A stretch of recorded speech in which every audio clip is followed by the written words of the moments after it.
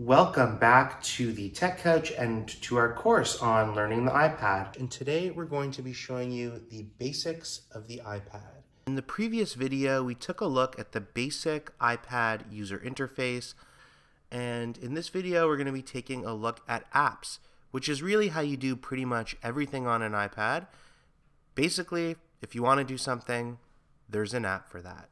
Beyond the screen and the touching and the different gestures, everything really is about apps. You touch an app to open it, swipe up to close it. So, you want to take a picture in cameras, it's the camera app. We're in the camera app.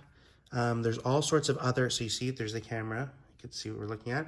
Then there's all these different buttons here, like that flips the camera. That's flash on or off. You can have a timer, you can take the picture, switch to a video. So here's now a video of me videoing myself. And it all works like that. Now, one of the key gestures, this home, there's no home button. There used to be a home button.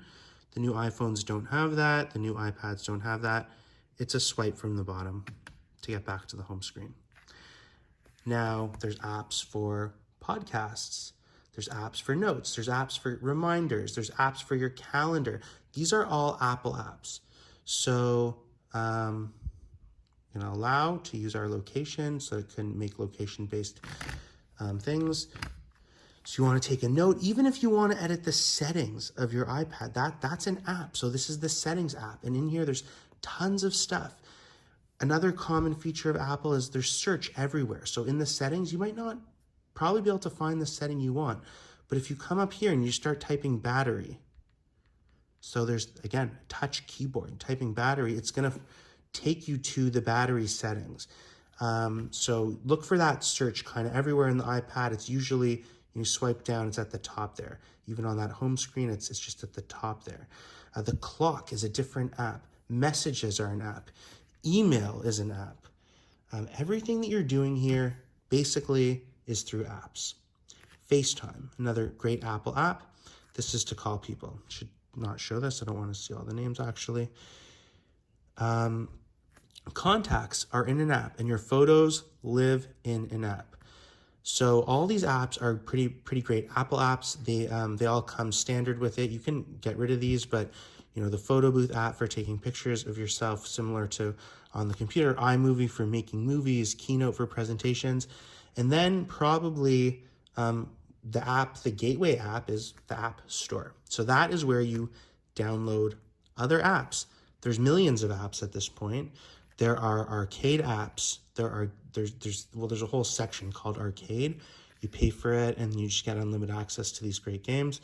But there are games that you pay for. Some games that you pay quite a lot for. A lot of games that are free. There are featured apps. There's app categories. So every single one of these apps that Apple actually has, whether it's FaceTime or Calendar or Mail, Music, there's other apps there, whether it's Gmail or Spotify for music or WhatsApp for messaging and video chats, or a million different to-do apps. Maybe I'll do a video on those. I'm quite into those. There's Google Photos for your photos instead. There's more advanced pro camera apps. There's Google Maps instead of Apple Maps. And I'd highly recommend that. That's a much better mapping app. But this is built in. It's an app. You can see a whole map. You can get directions. You can zoom in. You can zoom out. You can. There's even some cool features where you can see some geography, etc. But you can also hold on these apps to get some more options. So let's see what we had there. So we had, you can edit the home screen, share this app, delete this app. It's offering me to jump right into specific parts of the app. So each app's kind of got its own set of smart features. Shortcuts, has this. Todoist has the ability to start a new task or to jump into my Today view. Gmail has some different ones. Calendar has some different options. And then you can take any of these and you can also just drag it along the home screen. You could remove apps.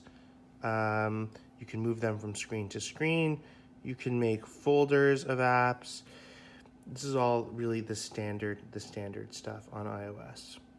So Really, it is all about the apps. You know that you can touch things. You tap an app to open it. You want to watch podcasts, there it is.